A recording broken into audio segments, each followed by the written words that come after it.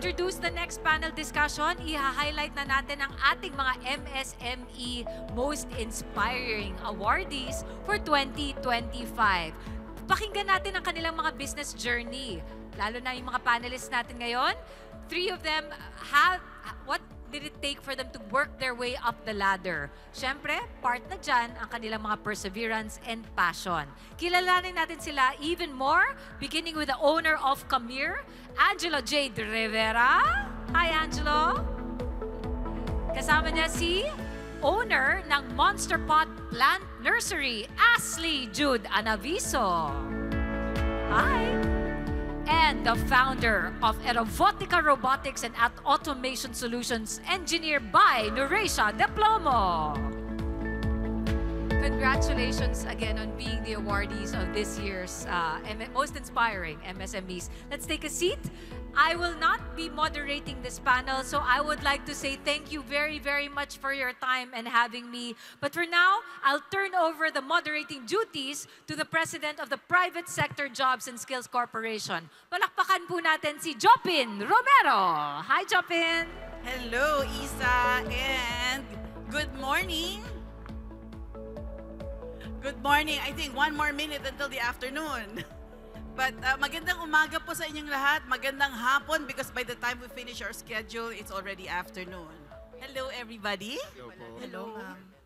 So, I hope people are enjoying the session so far. Kumusta po kayo? Okay. I think they're good. So, you know what? Meron tayong medyo mas maraming oras ngayon. Until lunchtime, we will have this chance to share your stories and then converse and exchange ideas as to how to inspire our audience even more. So let's start. Let's start this session by me calling our recognized entrepreneurs and get to know them a little bit. Talk about yourselves for maybe 2 or 3 minutes, and then from there we will be asking questions. Okay? Sige. So, mag-umpisa muna tayo sa kay Angelo. Okay, Angelo, ikaw muna. Kwento ka muna. Good morning po sa lahat. Ako si Angelo J. Rivera. Ako yung owner ng Camir Shawarma. Yung Camir Shawarma, siya yung first na authentic shawarma sa lugar namin sa Pampanga. And nag-start siya as an accidental business. Way back 2015 to 2018. Ang ginagawa ko mag-Dota. Addict ako sa Dota. Tipong yung crowd na to, sanay ako kasi pinapanood ako ng tao na nagdodota ako. You're competing, no? Yes, Competing ka in Dota. Tapos, biglang naging negosyante ka. Dahil? Yes, dun sa wife ko. Si wife ko, yung sa Camir, Kathleen and Miracle Camir. Ganun siya nag-start. Si Kat ang taga-Saudi. Then, nag-uuwi siya ng shawarma from Saudi. Kahit 7 hours yung flight, 8 hours. Papasalubong niya sa akin, tikman mo to. Ito yung sinasabi kong shawarma, wala tayong makitang ganito sa atin. And nag-start yung cravings na yun. Niluto namin sa bahay yung sarili naming recipe ng shawarma, hindi para itinda, para kainin namin dahil namimiss namin yung shawarma na ganun. Yung merong patatas, pickles, tsaka yung garlic sauce na malapot. And sa isang tournament, nagbaon ako ng shawarma. Hindi rin para itinda, para rin baunin ko ng lunch. And yung mga ka-teammates ko, kahit yung mga ibang players, nakitikim. Tapos tinanong kung saan in-order. Sabi ko ako yung may gawa. And after nung tournament na yon na nag-champion kami, awa ng Diyos, nagkaroon ako ng puhunan, 1,500. Pesos o dollars? Pesos. Per head. 1,500. So, from that 1,500, makaka-produce na ako ng about 30 pieces noon na 6 inches na shawarma. Na bibili akong french fries, bibili ako ng pickles. Hindi ko pa pinoproduce as of now na meron ng commissary. Okay. So yun yung accident part. Yes, yun yung accidental Pero part. at the time na nagdodota ka, anong ginagawa mo noon bukod sa gamer ka? I was ECE student, engineering student. Estudyante ka. Yes po, habang nagdodota. Right. And kung minsan doon ako nakakakuha ng pambaon sa school. Okay, sa alright. mga Sige, games. so ito po si Angelo, hayan ang kwento niya. He really calls himself an accidental entrepreneur kasi nag-aaral siya noon, bilang Si engineer at addict siya sa gaming na isa hong session natin na nangyari na dito, yung mga suki natin uma-attend ng summit, feature din namin ng mga gamers dito na isang paraan para kumita ka rin ng malaki. Pero bukod doon ay naging accidental negosyante siya. So we will know more about that later. Alright. Sige, so besides si Angelo, meron din tayo ditong isa pang recognized entrepreneur ay si Ashley Jude Anaviso. Sige, Ashley, ikaw naman. Ano naman ang kwento mo? So, hello po. My name is Ashley Jude Anaviso. I'm the owner of Monster Pot Plant Nursery. So, si Monster Pot, it is accredited by the DENR and DOT. We are the first carnivorous plant nursery here in the Philippines. And then, actually, nag-start si Monster Pot as a hobby turned into a business. So, noong 2019, nag-start po ako mag-collect sa Baguio City ng mga carnivorous plants like Sundus, Venus flytrap, pitcher plants. Ano yung una? Yung Venus Sundu- flytrap, parang ano yan? Yung Venus popular. flytrap, yun po yung Oo, yung una. nag-close. Ano yung isa? Sundus. Sandus. Ano Yun- yun? May dus po siya sa tip po niya. So, kapag may insect, mag-curl po doon sa mismong insect po. Okay. So, 2019 Yes po, nag-umpisa 2019 yan. po. Oh, and then? And then, nung nag-pandemic, syempre, nag-aaral po kasi ako doon sa Baguio. I need to stop kasi hindi talaga para sa akin yung online learning at that time. So, I've decided na what if gawin ko na lang business yung Monster Pot. So, nag-start po ulit akong mag-collect ng mga carnivorous plants and then na-propagate ko siya. Tapos yun po, ni-register ko na siya sa DTI and I started applying for DNR permit po. Parang ang ganda ng timing, no? Hobby, and then dumating yung pandemic, yung buong mundo naging plantito-plantita. Ikaw, hindi lang naging plantito-plantita, naging expert pa. Yes po. Okay, that's a nice story. Ako, excited akong malaman yan. Alam mo ba, nung pandemic, di ba, taga Maynila tayo, dito tayo nag-aaral at nagtatrabaho, nung pinayagan na tayong lumabas, pero hindi pa pwedeng pumasok ng Baguio dahil napaka-stricto doon, nagmamaneho ko papuntang Cannon Road at saka Nagilian Road para lang bumili ng halaman. So your story is something that I really love. At si Angelo naman, sabi ko sa kanya kanina, isa sa mga pinaka-healthy na pagkain sa buong mundo, yung tinitinda niya sa kanyang shawarma. So a lot of things to talk about. And now, ang pinaka-learned sa ating panel ngayon, si Engineer Bai, isang PhD graduate, at ang kanyang business naman ay konektadong-konektado sa kanyang pinag-aralan. Ma'am, go ahead po. Kwento ka. Hello, good afternoon. Good afternoon to all of you. Ako nga po pala si Engineer Bai Noraisha Ibrahim Diplomo. I am the founder of Aerobotica, Robotics and Automation Solutions. So, to give you a background, yung aking company ay it's a one-stop shop for innovative solutions. Bakit po one-stop? We have the training, we develop robotics kits. So ibig sabihin po, nagbebenta po kami ng mga robotics kits for the academe, no, from elementary to college.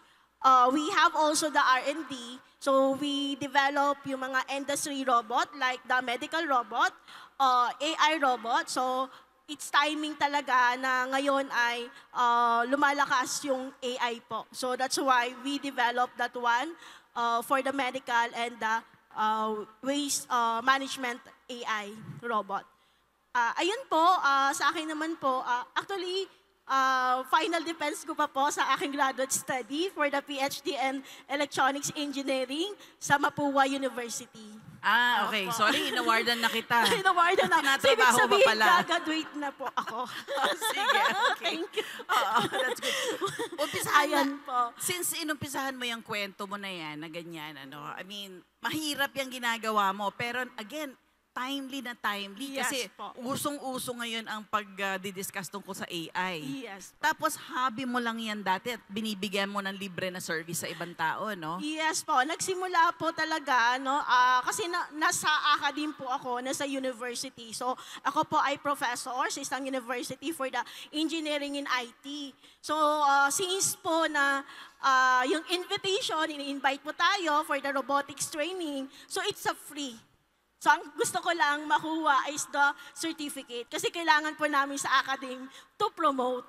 So, ngayon, meron po kaming academe na kailangan ng resibo. One of my client po, no, nangangailangan ng resibo. Kaya ginawa ko po ay pumunta po ako sa DTI and apply the Aerobotica as national enterprise. And at the So same time, nag-register ka ng business? Yes, Oo. nag-register po tayo and the BIR. So lahat po ng requirements na kailangan po sa OR, so ginawa po natin. And that was in 2018 po. Ayun. So from that po ay nagkaroon na po ako ng team together with my fellow engineers na mag-develop ng aming robot. So actually, we have the e-robot, the Aerobotica robotics kits. No, ang mission ko po ay i-distribute po sa buong Pilipinas. Sa ngayon po ay hindi lang po sa Pilipinas po tayo, nakarating na rin po tayo sa ibang bansa. So may mga dinadala po tayo mga estudyante sa Turkey, Italy, Romania for the robotics competition. So talagang nananalo po tayo, no, pagdating po sa innovation. Ayan. Galing. ayun. So, Miss Bai, ang sabi mo bilang teacher, syempre ikaw hindi ka sanay nag-iisip na bawat galaw mo consultancy service, Yes. walang fee, no? Tapos, na-trigger ka dahil yung isang kliyente o estudyante mo nangailangan ng Actually, ng resibo? school. Ang school, okay. Tapos nangailangan ng resibo. Yes. At doon ka naging curious kung paano ka magtayo ng business. Yes po. Oh, sino ang nag-guide sa'yo tungkol doon sa proseso? Kasi medyo ilang steps yun, ano? DTI, BIR, sino pa mga kinausap mo? Sinong nag-guide sa iyo? Actually po, ayun, meron po kasi ako nakilala, no, isa rin po sa yung nag-a-apply po ng business permits. So, Doon ayun mismo po. sa Yes, DTI, no? yes Nagpunta ka doon? Yes, O, pumunta sige. po ako mismo sa DTI. And then tinanong ko, ano ba ang actually, wala pa talaga ako maisip kung anong pangalan. Sabi ko, ano po ba maganda na i-apply? Sabi sa akin ng DTI, gawin mong enterprise. Sabi ko, bakit? Yun nga po, pwede daw po, pagka-enterprise, pwede po sa iba-ibang business, basta lalagyan mo siya ng kakibat na name. Ayun po. So that's why yung Aerobotica Enterprise po yung ginamit ko. Oo. Ang galing nun, ano? You already had the knowledge, the body of knowledge, and the skills. Pagkatapos, nagkaroon ka ng kliyente Opo. na eskwelahan. Actually, whether or not kliyente yon, talagang bibigyan mo siya ng serbisyo, di ba? Yes. Kaya lang, nangailangan yung entity na yon ng resibo. Opo. So from there, na-inspire ka na gawin ng business yung Yes, ano mo. tuloy-tuloy po Oo, sa hanggang tuloy-tuloy. ngayon. Okay. That's good that you had that guidance. Ang balita ko, kayong dalawa may guidance din kayo because you also got help from DTI and Go Negosyo. Tama ba yon? Yes po. Sino, paano yung guidance niyo doon? Actually, last year, in-apply po kami ni DTI sa KMME program with partnership din po with Go Negosyo. So may mga programs and naka-help po talaga yun sa business operations. How was your experience doon sa KMME? Ang KMME po, doon sa hindi pa nakakaalam at hindi pa nakaka-enroll, ito yung kapatid mentorship for micro-enterprises. Yes po. How was your experience? Actually, nung nagki-KMME po ako dati, may class po ako eh. So, pinagsasabay ko po yung online. Kasi yung KMME po, if di nyo po alam, online po siya. So, habang nagkaklase sa school, nag-online din po ako. And then, yun po, may mga kailangan gawin, mga marketing plan, operational plans. So, ano dun sa, ganun po. kasi that time, nagbi-business ka na, di ba? Tapos, kasi required yun sa KMME, dapat existing business ka na. ano ngayon yung mga natutunan mo o kaya na-improve mo doon sa pag-aaral mo ng KMME na ginagawa mo doon sa iyong business na yung iyong plant business? So, kasi kailangan pong gumawa ng business improvement plan. So, yun nga po, may mga marketing plan, operational plan, financial plan, and then meron po yung 5 years projection ng business ninyo, kung ano po yung balak nyo in 5 years. Yun po. Okay, so nakatulong yun. Paano Yes yun po, nakatulong?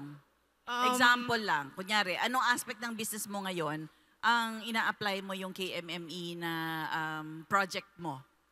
Yung sa marketing plan, kasi hindi po maayos po yung, for example, pagpo-post po namin sa social media, may mga yung marketing plan na ginagawa po namin, parang kung paano mo po siya i-improve yung pagpo-post sa social media, paano po ba makaka-capture yung audience sa mga contents mo, yun po. And then meron din po yung sa operational plan, kung ilan po yung kung paano po yung sa yung operations po ng business, lalo na po yung Yung day-to-day, tsaka Yes, yung pag-handle day-to-day. mo ng iyong mga tao? yes po, opo. Pag accounting, tama ba? Yes po, opo. Okay, good. So, at least, meron kang natututunan doon sa mentorship ng DTI at Go Negosyo habang nag-aaral ka din ng business Yes po, yes po. administration. Opo. So, ano yun? Magkaiba ba yung natutunan mo o complementary? Actually, sa school, iba po yung tinuturo eh. And then sa KMME, yun na po yung parang yung mismong actual na business operation na po talaga. Yung sa school kasi kung paano lang, yung mga basics, yun po yun. Pero sa KMME, yun po yung kung paano mo po i-operate ng mabuti yung business niyo po. Okay. So, with KMME and with your knowledge learned from college or from university, how did you see yourself improve as an entrepreneur?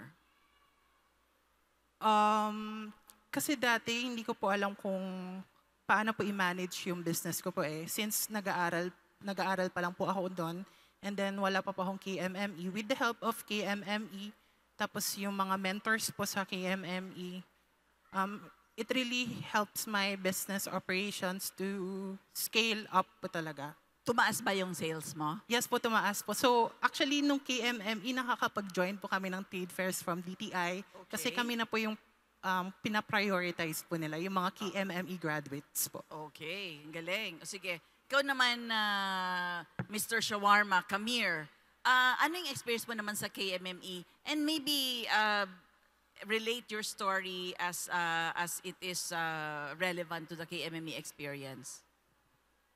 Way back 2022, meron kaming in-open na franchised branch, ma'am. At habang nag-location survey kami sa place. Sandali, parang ang laki ng gap nun. From an accidental negosyante, ngayon franchise na pala pinag-uusapan Yes, ma'am. natin. Opo. Okay, sige, good. That's an exciting story. Go Yes, ahead. po. Si Miss Rica kasi ng DTI from Pampanga, siya yung nag-invite sa akin na mag-Go Negosyo KMME 2022. Then, sabi ko busy ako. Pero pinilit ko kasi online naman daw, Zoom. Habang naglo-location survey sa malayo, meron ka namang laptop na nag-aaral ka rin on how to improve your business.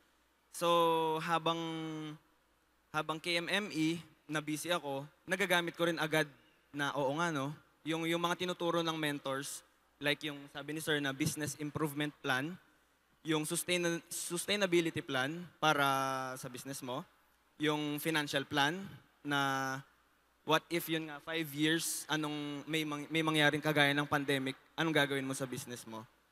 So that helped me a lot na magplano beforehand mangyari yung kung ano mang sakuna, wag naman So sana. yung iniisip ninyo ng asawa mo na mag-franchise, nung nag-enroll ka ba sa KMME tapos mo yun, natupad ba? Yes po. Nagamit po namin lahat yung pinag-aralan ko sa KMME. Actually, top 3 si Kamir ng Okay. 2022 KMME. Okay. At 2020, Top 3 sa lahat ng graduates. yes po, sa Wow. buong graduates. Oy, palakpakan naman ho natin sila. Thank you po. Tapos, doon sa idea nyo na magpa-franchise kayo, ilan na ngayon ang franchises ninyo? Actually, 2021 kami nag-open for franchising. Okay. And sa business, may mga problems na nag-a-arise like hindi sumusunod sa franchisor sa amin. Oo. Total, nag-open na kami ng 7 branches Okay. and apat franchised branch. Alright. Ang galing naman. So, 7 ngayon. Apat ang... Pito yung na-open na. Oh, 7 yung ngayon, 4 na lang storefront. sila. Yes Tapos po. naging 4. Naging Pero 4. franchises yung mga Yung tatlo tatlo. doon. Yung tatlo Opo. doon. Okay. Then, yun nga po, yung mga problems na nag-a-arise sa sobrang pagtitiwala sa mga tao. Oo. Yun yung naging problems ni Camille. Kaya dapat 7 or 8 na siya ngayon. Oo. Tapos, nag-close yung 3. Oo. Gawa ng hindi rin namin gusto, hindi rin nila Right. gusto. Oo. Pero kasama yun sa, 'di ba, sa journey mo? Yes po, yun nga Oo. po. Sa mga matututunan. Humihina ba yung loob mo pag nagkakaroon ka ng problemang ganon? Yes po.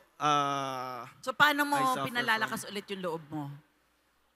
Kapag may problemang ganun magdodota ako. Yun. Magdodota ako mga 1 to 2 games. Okay. Tapos, it's either marirelease yung stress ko o mas lalo akong may stress. Pero, Actually, yun sana tatanungin ko yung pagiging gamer mo ba, na being competitive yung iyong nature, nakakatulong ba yan sa attitude mo bilang entrepreneur? yes po. Actually, yun nga. Pagiging competitive yung isa sa katangian ko. Kahit yung wife ko na halimbawa, meron lang kaming pagtalunan, magiging yung competitive pa rin ako na hindi ganito kasi yan. Hanggang sa ako rin masusunod kasi yun nga, hindi ako papatalo sa gusto niya, sa gusto ko.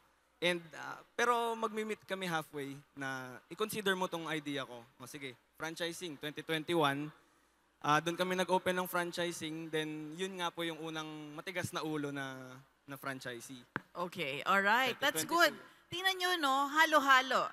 Kanina, si teacher, si engineer, she was talking about a body of knowledge and skills that she already has. And then accidental business. Pareho. Actually, lahat kayo accidental yung business niyo di ba? So that's a common character among them.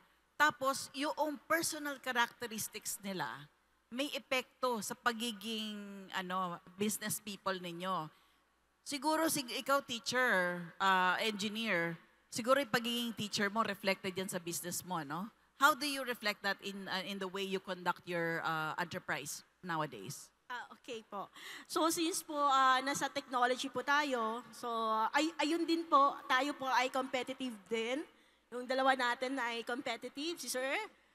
Ganon din po tayo, no? And you compete pa nga outside of the Philippines, outside, global.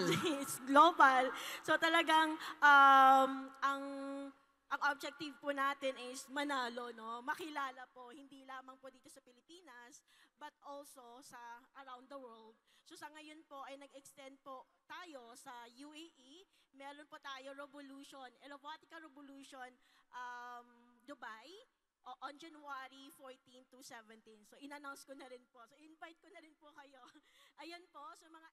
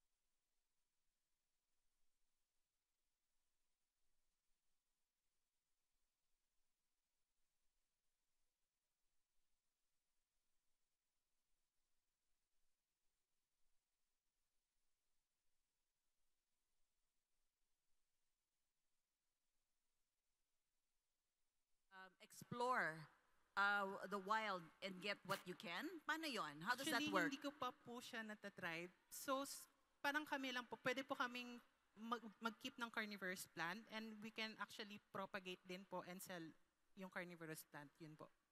Okay, but your DENR accreditation allows you to appreciate the standards of nature conservation. Tama Yes ba po, yun? yes po.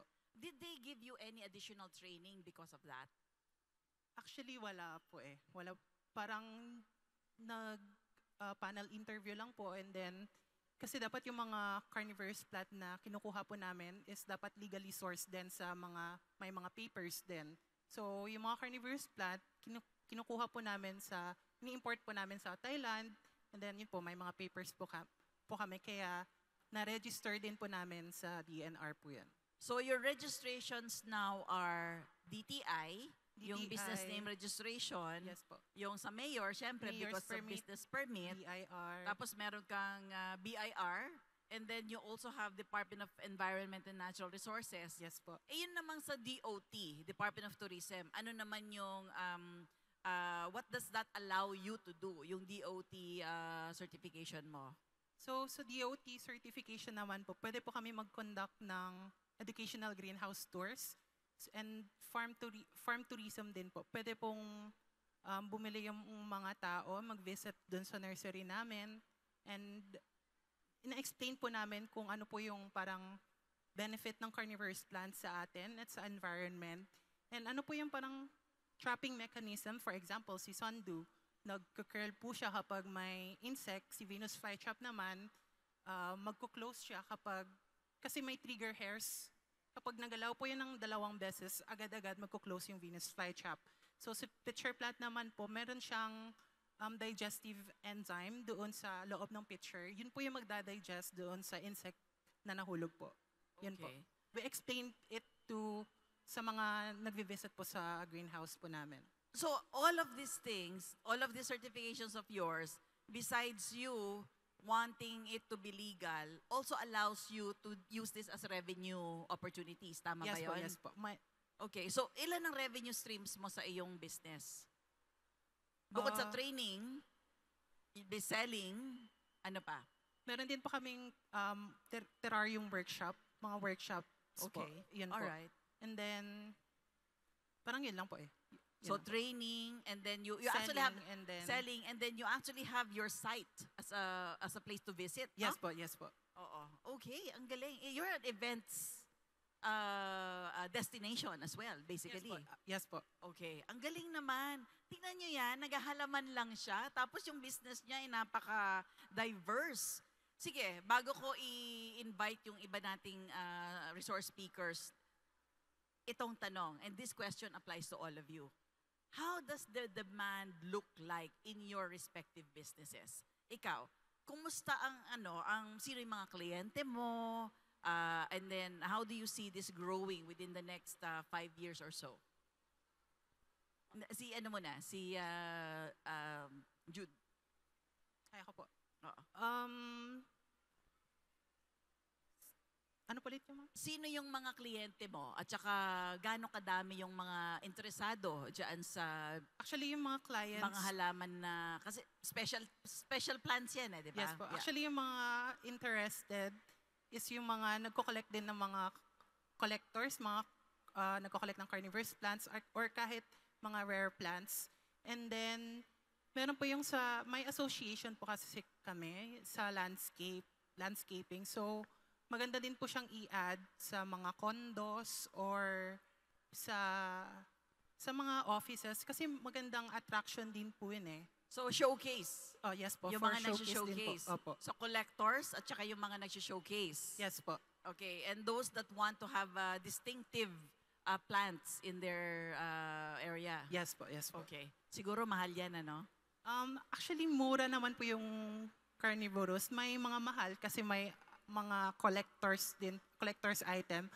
Nagre-range po siya 200 to 10K yung mga 10,000. carnivorous plants. Okay. O yan halaman po yan 200 pesos hanggang 10,000 piso. Okay. Engineer Bai, what about you? How does your market look like now? Ikaw na rin nagsabi kanina, buzzword talaga ang technology at AI ngayon. So what's your prognosis for your business? Okay. Sa ngayon po ay marami na rin po tayong partners, ang e-robotica, hindi lamang po sa academe, sa university and schools. Meron na rin po tayo sa industry like the Murata and the ABS Programa Henyo and the other media. Sa ngayon ay meron tayong mga projects, no? Actually talagang yung ating production, no, pagdating sa robotics kits ay malaki po. Kasi kami po yung nagde-develop and nag-design. So ibig sabihin, yung products ng Aerobotica robots ay kami rin po yung mag-assemble and all design from the sensors to the body and the modules. So, talagang dumadami po, no? Lalo pat we have robotics in automation competition. So, mas lalo po tumataas po yung market ng robotics and even the AI. Sa ngayon ay meron po kaming partners sa Italy, Turkey. So, ako po yung Fibonacci International Robotics Olympiad Ambassador po dito sa Pilipinas and at the same time po sa UAE. So, ayun po, talagang yung market po natin, no, Palaki ng tumataas palaki po. pala. Oh, yes Oo. po.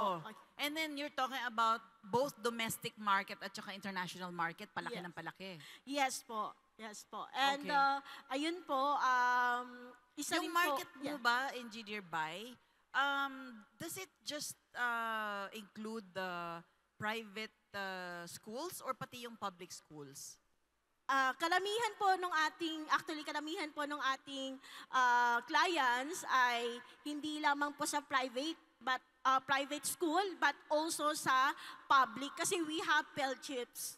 So yung Pell Chips po natin ay nasa platinum. So Okay. ibig sabihin po ay kaya rin po nating mag-produce, magbigay po, mag-distribute ng madaming robots. So actually we'll have in Samar this. Okay. May project po kami doon and we will distribute all the robotics kits sa lahat ng school po ng public Okay. schools. So, yun po isa po sa aming project and yung mission po ng Aerobotica is to produce more innovators, inventors sa Pilipinas. So, just like I was asking si Jude kanina, yung mga revenue streams po ninyo, bukod dun sa yung consultancy ninyo, di ba? The kits themselves are things that you sell, correct? Ano pa po yung revenue streams ng inyong kumpanya, ng inyong enterprise? Yes, we do have seminar and workshop po. Okay, Meron po right. kami noon. Mapa-online and face-to-face. Okay. Mostly po, pumupunta po kami sa mga iba-ibang regions po for the training. Oo. And magdadala po kami ng mga kits. No, and others, meron din po kaming R&D. So since po Ay. ang aming team ay Oo. engineers po and IT, ay nagde-develop po kami ng system or the hardware project na kailangan po ni client. Okay. Yan. Nice.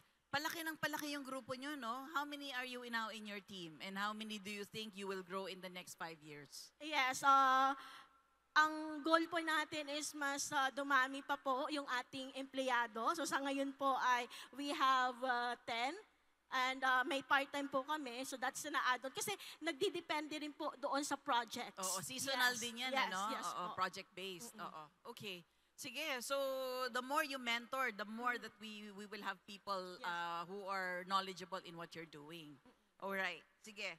So, for Camille naman, no, of course, there's always growth plans, no?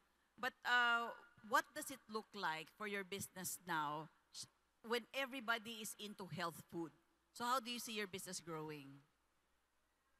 Actually, yung team ko,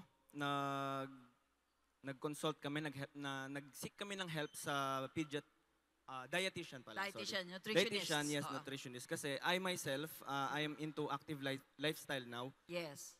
Yun, nag-give up ko na rin yung pagdodota, pagpa-party. Ba't Actually, mo naman give up? kasi ma'am, para Baka sa set family. aside lang sandali. Para sa family, and wala na ring time, ma'am, sa Okay, business, tapos right. nagwo-workout. And sa part na yon, pina-compute namin yung protein content, calorie content ng Right, Camir, oo. and it's healthy. Oo. It's protein pack, nutritious food na Right. healthy at masarap. Kumbaga, in the future, pwede naming i-claim na healthy food, Right. authentic shawarma, tapos nutritious. Right. I think that's an excellent marketing angle nowadays, di ba? People are really looking for alternative options to what we usually eat. So, you may want to consider that as, total, dumaan na rin kayo sa KMME. You already know the process, the thought process of improving your business. Then maybe you can continue to do that with your own people. But, na-trigger lang ako nung sinabi mong nagpa-assess ka na ng nutritional value. Alam nyo, bukod sa DTI, bukod sa DENR, DOT, agencies like the Department of Science and Technology can also help entrepreneurs with this thing. Pati yung packaging natin, even in your case as robotics, ang laking tulong din ng Department of Science and Technology, di ba? So, yung ako, I commend you, the three of you, no? I commend you for having the initiative to work with the agencies in government to help improve your business and to know more about what services are over there. So, have you had any experience, bukod sa iyo, Jude, no? Have you had any experience, Engineer Bai, and you, kung ano pa, Angelo, kung ano pa yung mga ibang agencies, whether national or LGU, na nakakatulong sa mga entrepreneurs? Siguro you can share that with the people here. Yes. Actually, marami rin pong naitulong. Marami pong naitulong yung DUST para po sa Aerobotica because we started to apply yung tinatawag na funding, startup funding. So, sila po yung nagbigay nung fund to have that machine. It's a PCB machine actually So, for our design. Parang puhunan. Dagdag puhunan But it's ninyo. a loan. It was a loan. Yeah, Okay. it was a loan. Alright. Ayun po, loan po siya na binigay po ng DOST NCR. Pero it's a 0% interest. So wala po Wow, siyang okay. interest po. So, Yun yung friendly kagandahan loan. doon. Yes po. And pwede rin po sa DOST TOPI, meron po silang, hindi po siyang loan, actually meron silang grant. Opo, DOST grant na yung mga entrepreneurs natin, lalo mga innovators, inventors po, pwede po sila mag-apply sa Technicon. So, malaki po yung budget. Ang alam ko, nasa 3M. Wow, 3 million pesos. Yes. Oo. Kaya Depende lang- sa project. Yes, yes. Opo. So, actually, yun po, pwede po silang mag-apply nun. Opo, sa mga entrepreneurs po natin. Okay, that's good. Yes, Kanina nandito si Director Emma Susano ng DTI, Bureau of Small Medium Enterprises. Alam ko, DTI din ho, may mga enterprise grants. So those are things that you can ask for help. Besides itong knowledge transfer at saka itong coaching na ginagawa, just ask from the different departments kung anong tulong ang meron sila. Ang Go Negosyo po, tumutulong din sa Department of Social Welfare and Development. Alam ko sa Sustainable Livelihood Program, yung mga ganon. So those are things that you might be beneficiaries moving forward. So anyway, I love your stories, and then I think you're really inspiring the people in front of you. Now, we don't have much time. We only have about 7 minutes to wrap up this session. Siguro pwede ko nang itanong yung tungkol sa inyo, sa journey ninyo. Ito, I must ask this. Kung napapansin nyo, lahat ng mga tanong ko sa inyo, mga tanong na gusto kong malaman kasi napaka-interesting ng inyong mga business. But this one is something that we hope will inspire other people. So, we would like you to share things about yourself that you have discovered through your business journey. Ano yung mga natutunan ninyo sa sarili ninyo na dating hindi nyo alam na kaya nyo pala, o kaya yung dati yung ginagawa na hindi maganda, tapos in-improve lang ninyo, tinweak lang ninyo yung sarili niyo at ngayon naging talagang mas magaling na kayo na entrepreneur na pwede ninyong i-share dito sa ating mga audience. O, ikaw muna. Kung ako po mag-share, it's about ego. Ego. Okay.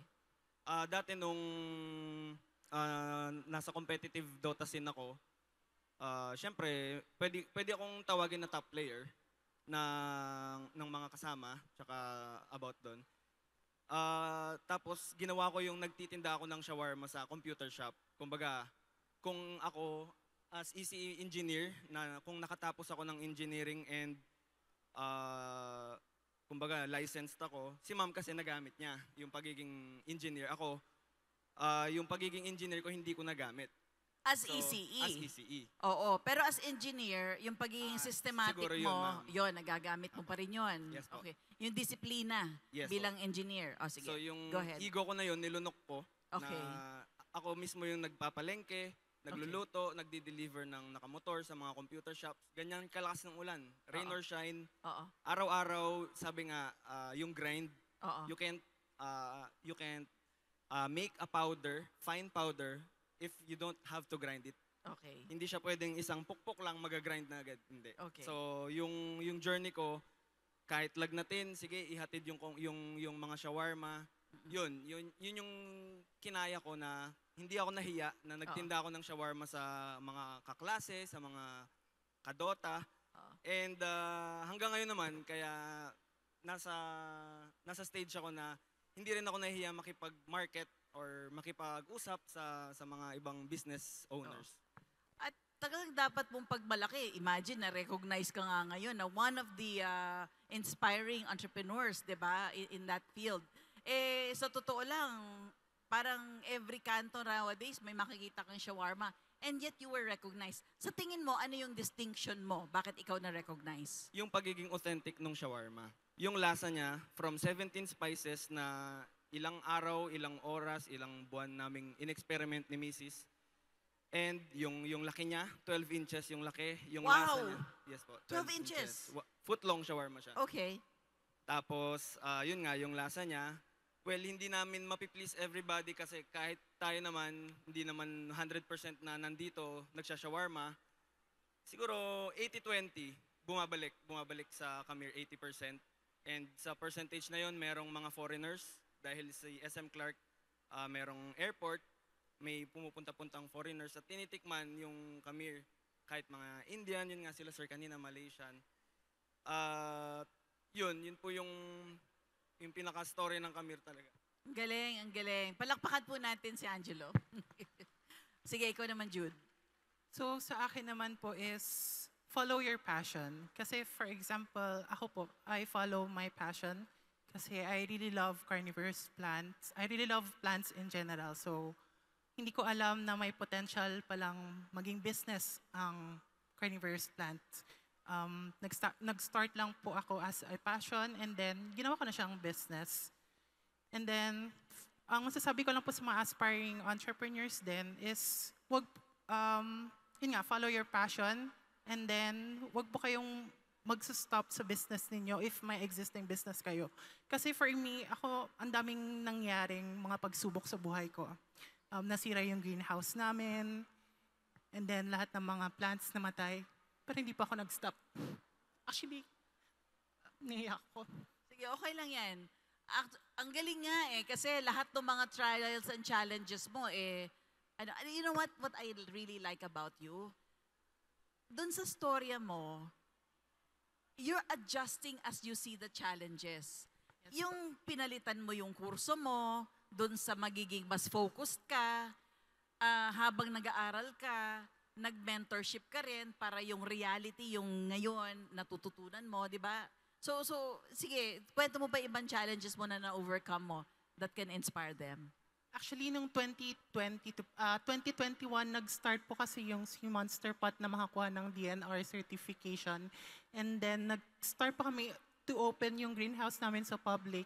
Pero nung 2021 din, nagkaroon po kasi ng bagyo. So, nasira yung greenhouse namin, nahulugan ng mga debris, ganun. And yung mga plants po namin namatay. So, Paano had ka to stop nakabangon po. ulit na kumuha ng dagdag na puhunan? Kasi, kumbaga, yung puhunan mo nawala, di ba? Actually, yung mga natirang plants na nabuhay, Oo. So, sinalvage na po. mo. Yes po. Sinalvage Kung ano na lang mo. po yung mga natira, Oo. nag-propagate po ako and I Oo. started selling yung carnivorous Again. plant para Oo. mabawi ko po ulit po yung mga nagastos ko po. Ang galing, ang galing. Palakpakan po natin si Jude. Di ba tinanong ko kanina si Angelo, sabi ko, nahinghihina ka ba ng loob? Sabi niya, oo, pero hindi rin. Dahil nag-i-inspire niya yung sarili niya. Same thing. Self-propelled. Tinutulak natin yung sarili natin. Tuloy-tuloy lang. Engineer Bai, kayo naman. Ano yung pwede nyo ma-impart sa kanila ng lessons nyo through your journey? Yes. As for me, kung ang Go Negosyo ay merong 3M, sa akin naman po ay meron po tayong word for the day, SPAC. Okay. SPAC. Why SPAC? S is skills. Ibig sabihin po, yung skills po natin, pwede po natin i-turn into money. Pagkakitaan. Okay? Pagkakitaan po natin yung skills natin. You can develop for that. Pwede natin i-develop. You can go with a training, go to the mentorship like the ginagawa po sa Go Negosyo. The second is passion. Yes. Yung passion po natin, katulad ng sinabi ni Sir, kahit anong mangyari po, magkaroon ka man ng challenges, ay since yun yung passion mo, talagang you will not give up. Hindi po. Kumbaga yung word na give up, wala yun sa'yo. So na-experience ko rin po yan nung pandemic. Actually, maraming nagsaraan po ng mga malalaking company, pero kami sa Aerobotica ay talagang nag-training for a cause po kami.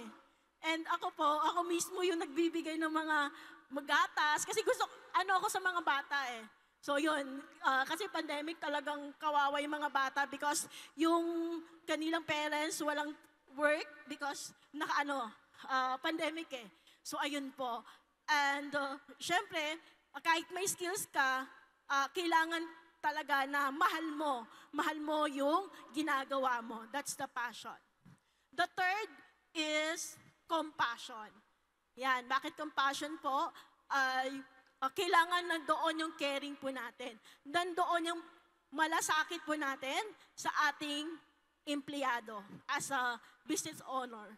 Kasi po, without them po, hindi po mag-grow ang business. Hindi po magiging successful. And at the same time, malasakit po sa ating mga customers. Hindi pwedeng benta ka lang ng benta. It should be nandoon yung pag-alaga, malasakit, and the long-term commitment. The quality of service. Alright. Palakpakan po natin si Angelo, si Jude, at saka si Bai. It is a privilege to be with you here this afternoon na nakikipagkwentuhan sa inyo at nag-share ng inyong mga kwento sa ating mga negosyante at budding negosyantes. So, maraming salamat at sana lumago pang lalo ang inyong mga businesses. So, you po. para i-remembrance natin dito sa ating event, tayo po tayo sa harap at magpalitrato tayo.